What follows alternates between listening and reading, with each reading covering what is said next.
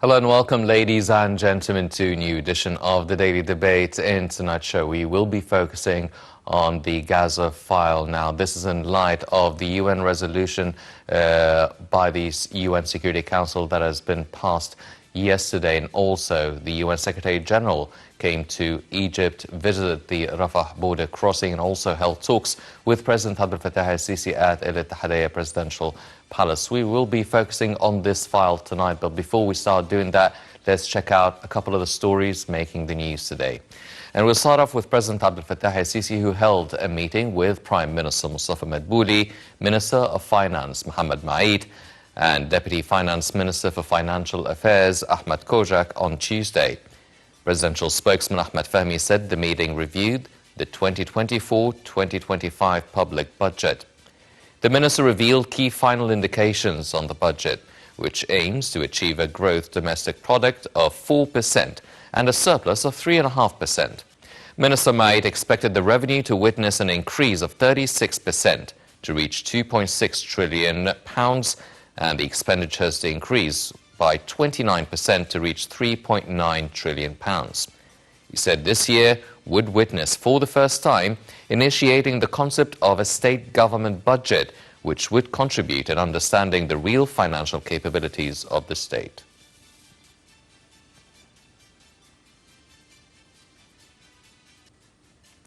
Foreign Minister Sameh Shukri stressed on the significance of ending the deteriorating humanitarian situation in the Gaza Strip and the Israeli violations against the Palestinians.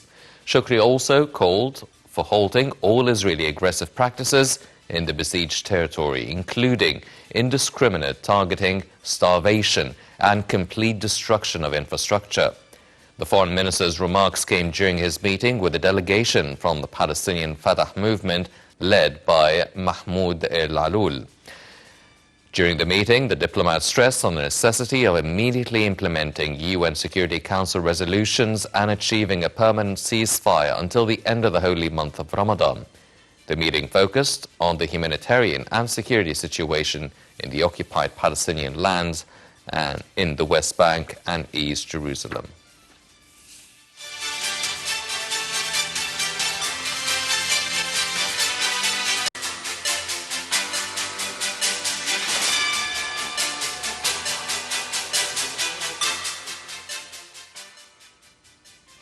These were a couple of the stories making the news today, but now let's check out this report regarding Egypt, along with the UN agreeing to the UN Security Council resolution to reach an immediate ceasefire in the Gaza Strip. Let's check out this report and we'll be right back.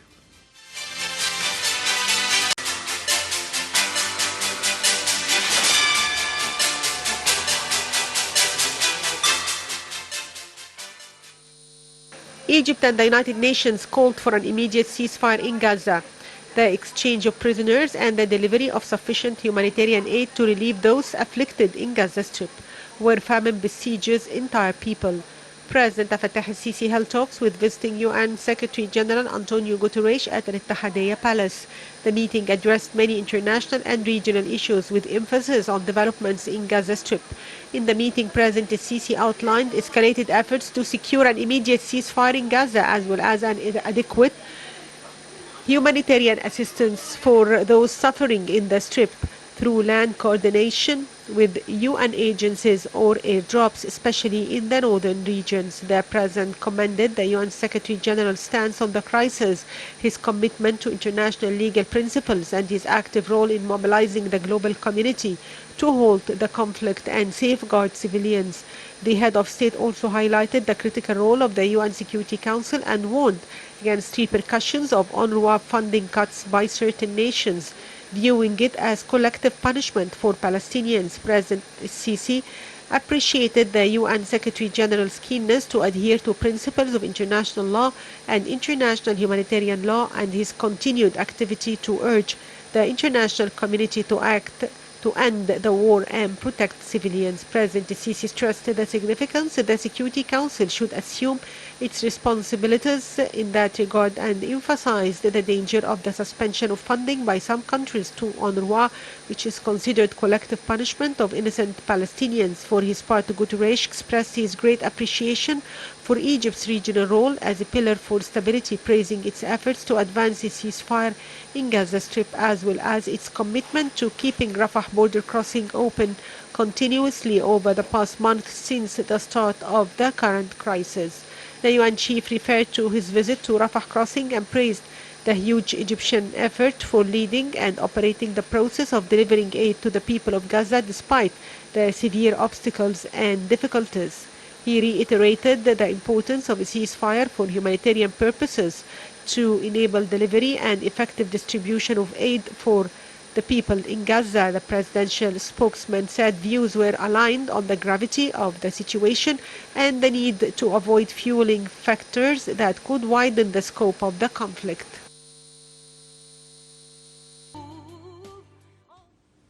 Welcome back, ladies and gentlemen, and we're joined here tonight in the studio by Ambassador Mohammed Shazly, member of the Institut de l'Egypte and member of the Egyptian Council for Foreign Affairs. Your Excellency, thank you very much for joining us this evening. The pleasure is all mine. Thank you. Always a pleasure, sir. Now, Mr. Ambassador, the UN resolution, the UN Security Council resolution that was passed yesterday, for the first time, the US did not veto the vote and it abstained. So practically, it actually works and should be implemented.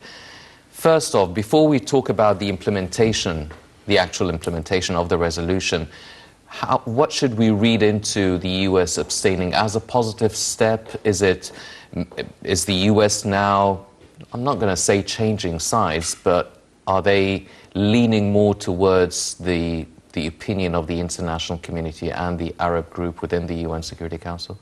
I think there is tremendous pressure inside the United States. Mm-hmm.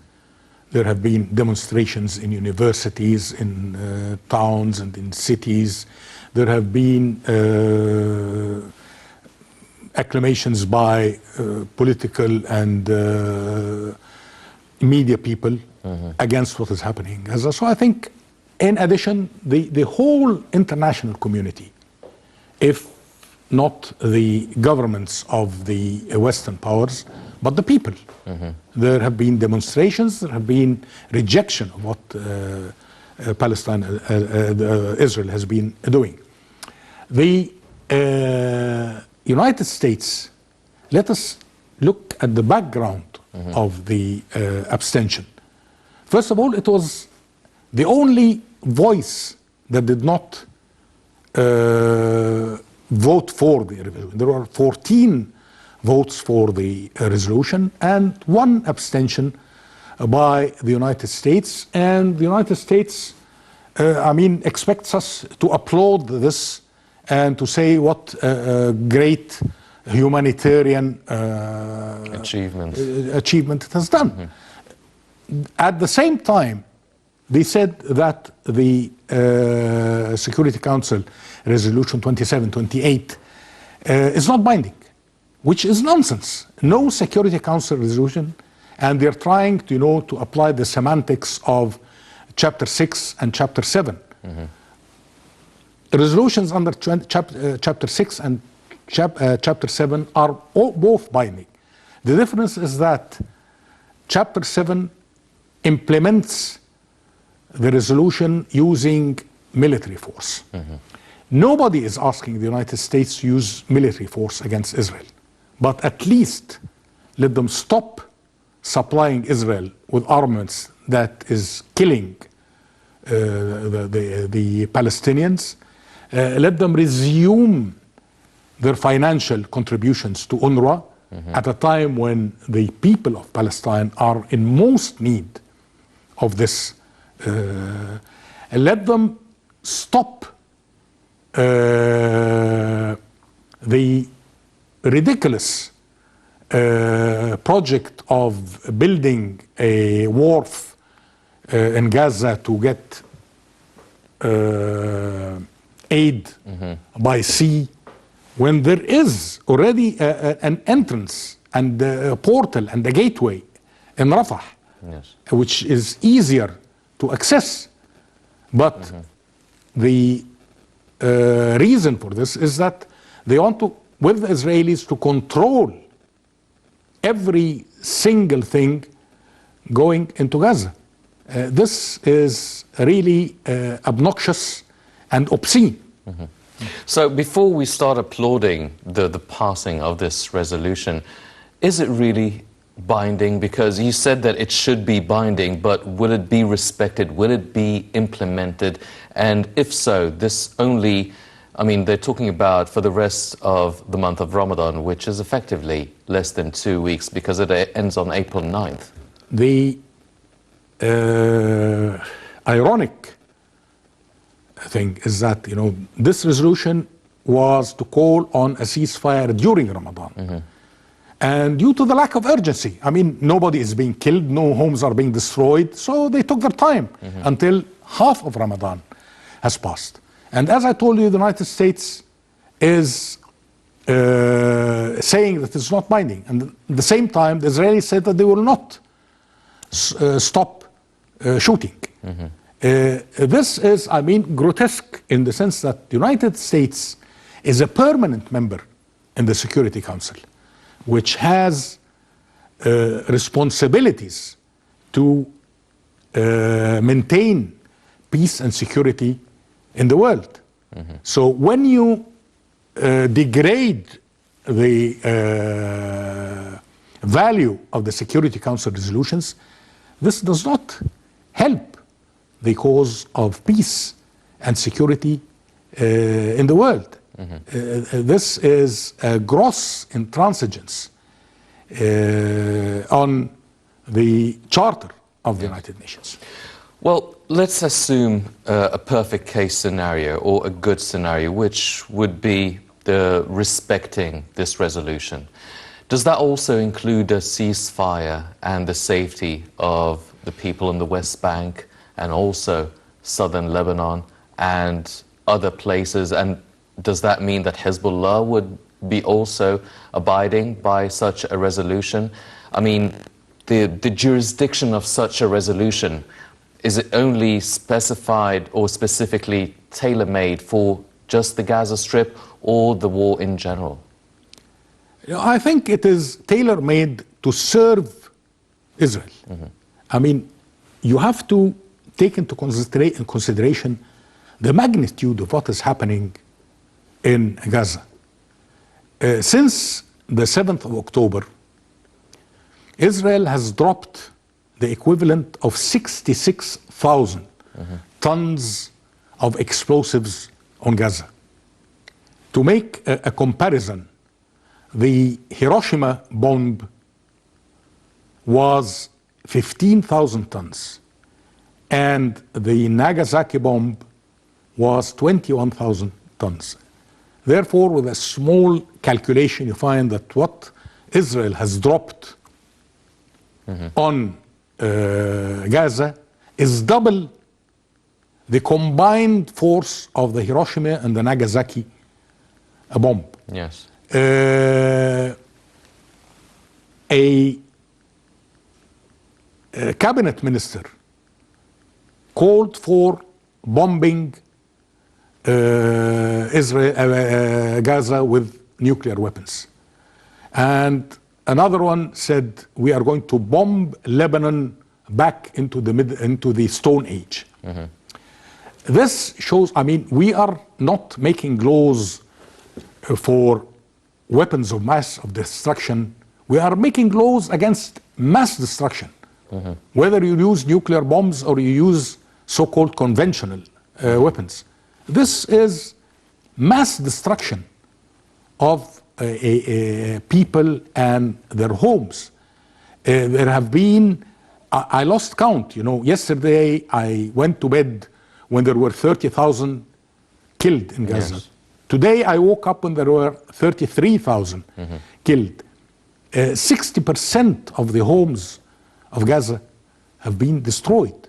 Yes. This is, I mean, this is mass destruction, and this is genocide, and this is ethnic cleansing. You know, what Israel is doing today with the Palestinians is exactly what Hitler has done with the Jews in Germany. Let us get rid of the Jews. Now let us get rid of the Palestinians. It's the same thing. What I have apprehend is that, we say, okay, there's a ceasefire, everything will turn a new leaf and everything is back to normal. No, there have been crimes that have been committed.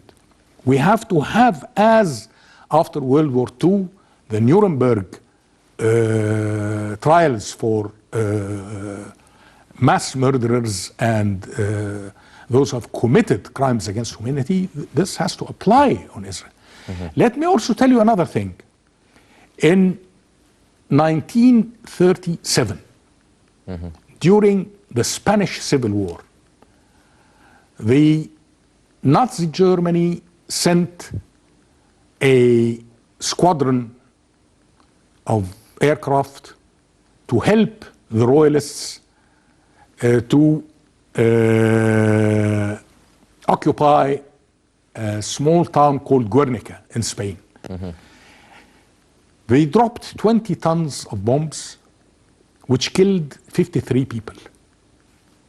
And to expose the allies at the time who were against the Nazis in Germany, they commissioned Pablo Picasso to paint a painting called Guernica to demonstrate the horror of aerial bombing. Yes. And it was exhibited in the International Fair in Paris in 1937.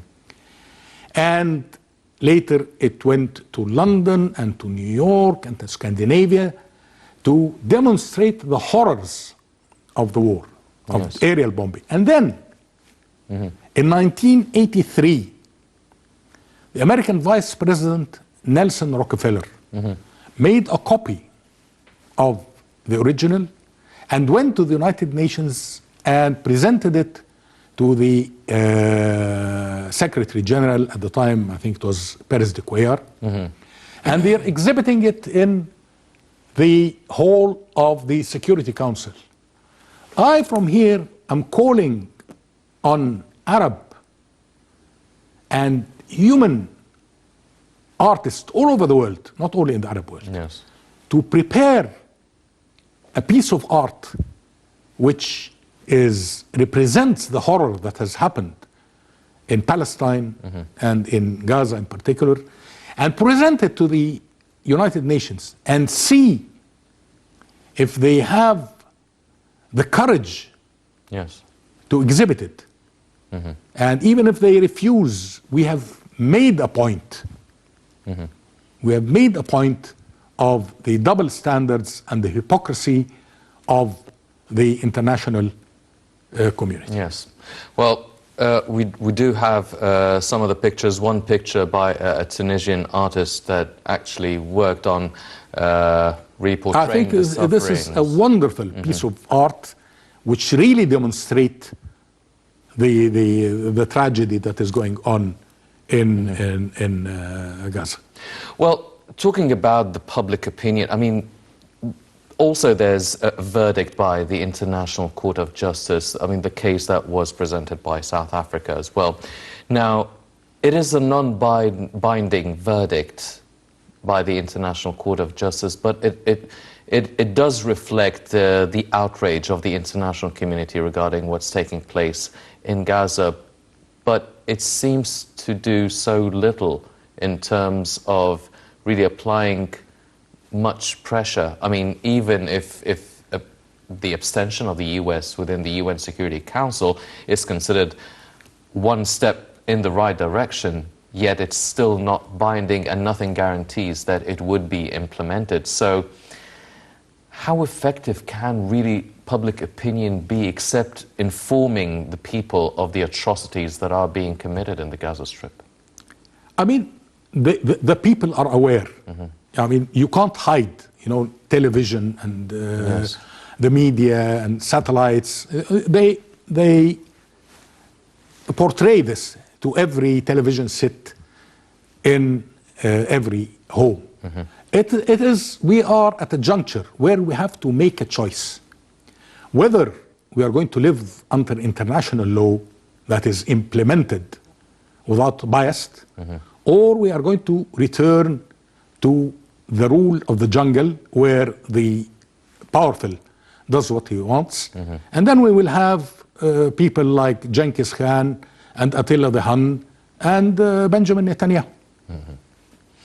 Well, ladies and gentlemen, Egypt does not stop in just condemning what's happening in the Gaza Strip and calling for a ceasefire and agreeing with the UN Security Council. It is still supplying the Gaza Strip, or trying to supply the Gaza Strip, through the Rafah border crossing with tons of humanitarian aid. Let's check out this report and we'll be right back.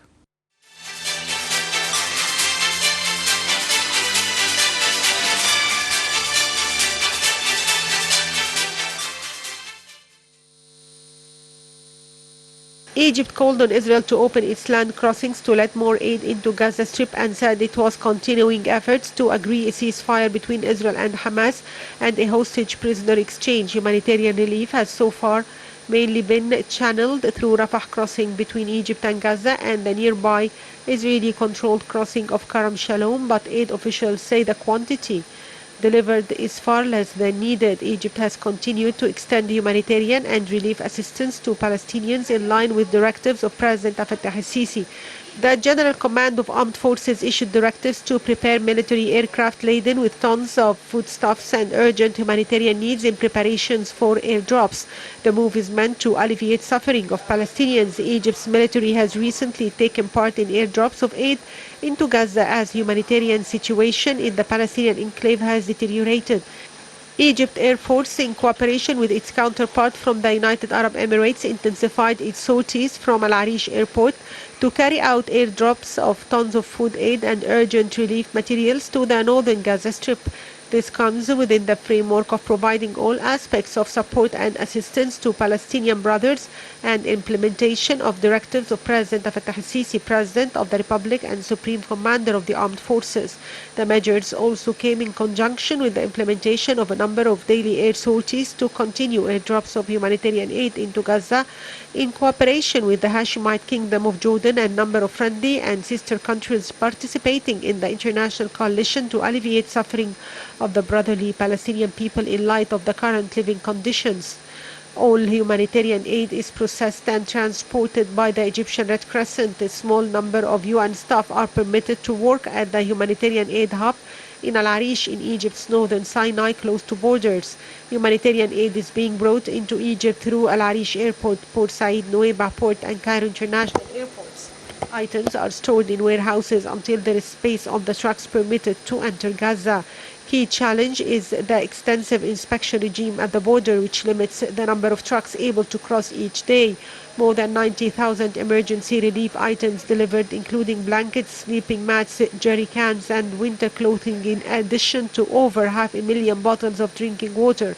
Meanwhile, cash assistance provided to some 200 households who accompany Palestinians brought to Egypt for medical treatment and support to the government of Egypt to treat patients.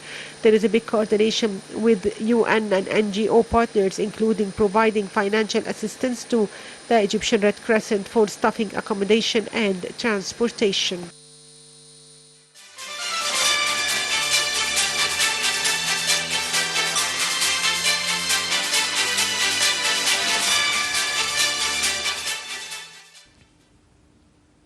Welcome back, ladies and gentlemen. Continuing our discussion with Ambassador Shazly. Your Excellency, now there's been a lot of talk regarding the UNRWA organization really should be looking after the Palestinian refugees, and a lot of personnel from UNRWA have been killed in Gaza. Some countries are calling for the suspension of funding for UNRWA. Egypt calls for the continuation and the necessity of supporting UNRWA. Is the existence of such an organization becoming an option that people are now debating whether they should be there or not? Because some analysts are saying, well, maybe it shouldn't exist and maybe Palestinian refugees should fall under the umbrella of refugees and the UN human rights and everything, along with the rest of the international community, so that would actually guarantee their own share of assistance. And some people are saying, no, UNRWA should exist for the Palestinians, and it really highlights and underlines the importance and the severity of the Palestinian conflict. Let me tell you that UNRWA is not just an organization, it's a symbol. UNRWA was created after the Nakba in 1948 to take care of the Palestinian refugees.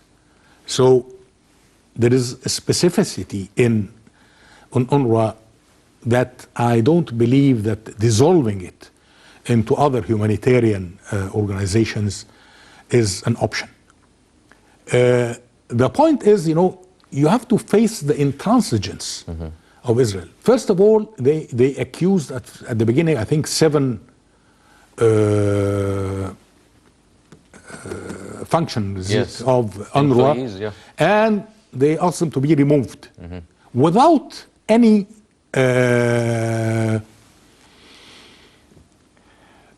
juridical investigation, or without giving them the option of defending themselves. No. Israel said, I don't want these people, so chuck them out. And then the second step was aggression and murder of UNRWA personnel. This, I think, is the issue that should be tackled. Are we allowed to kill and maim personnel of UNRWA, or is it, or should we dissolve UNRWA? I mean, this is part of the imbalance and the injustice of handling the issue. Yes, well, a lot of people from the international community are actually condemning what's taking place in the Gaza Strip and the Israeli aggression. Yet at the same time, many countries are calling for stopping the funding for UNRWA. So this is a double-sided, is it hypocrisy? Is it double standards? How should people view this?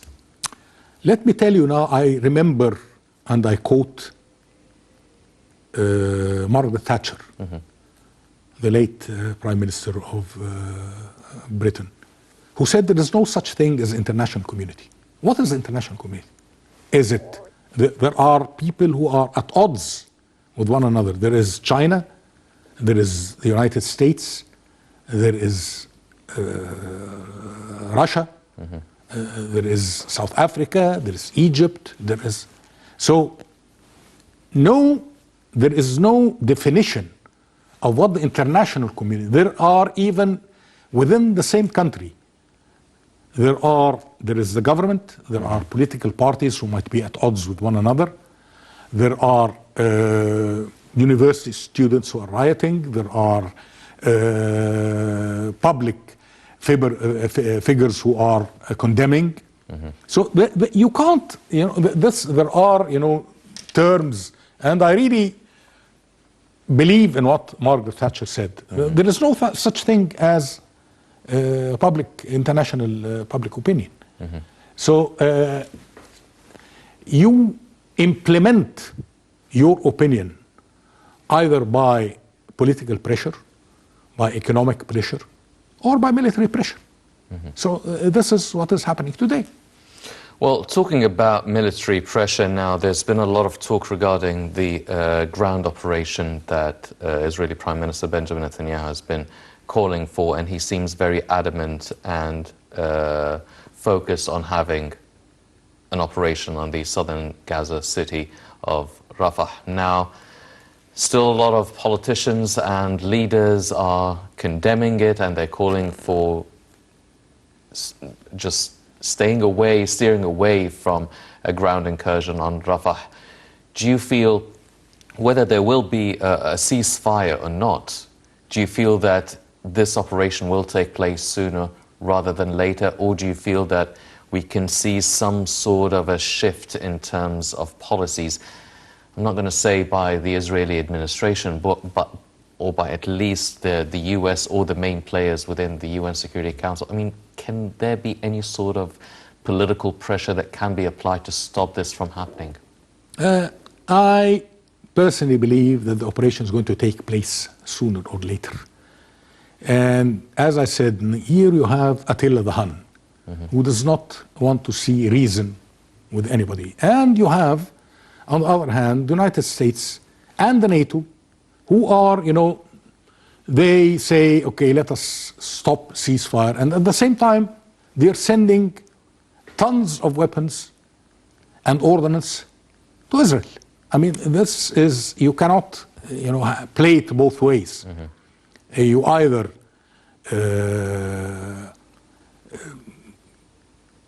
control the tools that Israel is using to commit the massacres and the atrocities and the crimes against humanity, or you are a hypocrite. And, just saying we want a ceasefire and we want the stopping of the bloodshed, you are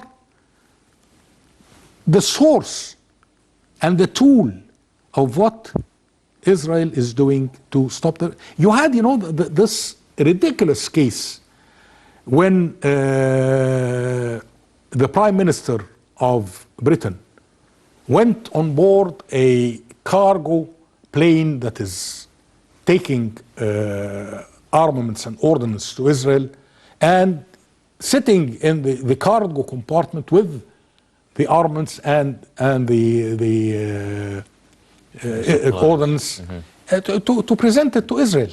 I mean, this is the hypocrisy and the double standards that they are condemning what Russia is doing in Ukraine, and yet they are supporting what Israel is doing in Gaza, which is, I think, more flagrant and more bloody than what is happening in the Ukraine. Yes. Well, a Rafah ground operation would obviously affect the people in Rafah in Gaza, but also directly affect Egypt. Now, we're talking about mediation efforts and Egypt along with the US and Qatar, but this is right at our doorstep. So what do you think our policy or strategy or diplomacy can do, or how should we react to such an operation if it takes place? I think we should make it very clear that what is happening in Gaza affects the national security of Egypt. Yes. And we should, seize the opportunity to mobilize the world against, there are, signs that there is a change going on. 5 years ago, or not even 5 years ago, maybe 1 year ago, nobody in the West criticized Israel. And Israel has been portrayed as, the gentle shepherd, David, who is confronting the armed Goliath. Now, the truth is coming out that the Goliath is Israel, armed to the teeth, having no compassion and no sympathy and no humanity towards anybody. This, I think, we have to capitalize on a new atmosphere that is, even in the United States, there are, demonstrations in universities, in towns. There are public figures who are condemning, not even criticizing, condemning Israel. So I think this is a card that we have to use and to have to play with. Do you think a unified Arab action in terms of economic sanctions, not necessarily for this area, but maybe even that would in turn affect the European countries or the US? I don't think that the atmosphere in the Arab world is shows that this would be possible. It is far-fetched. Far-fetched. Well, ladies and gentlemen, definitely a lot of developments are taking place by the day. We will see how effective or seriously the UN Security Council resolution will be taken, and we will be following up the developments taking place right at our doorstep. Unfortunately, that's all the time we have for this edition of the Daily Debate. But before we go, I'd like to thank Ambassador Mohammed Shazly, member of Institut de l'Egypte and member of the Egyptian Council for Foreign Affairs. Your Excellency, always a pleasure having you with us on the show. The pleasure was all mine. Thank you very much, sir. Ladies and gentlemen, please stay tuned for more coming up on Night International. I'm Henny Saif. Thank you for joining us.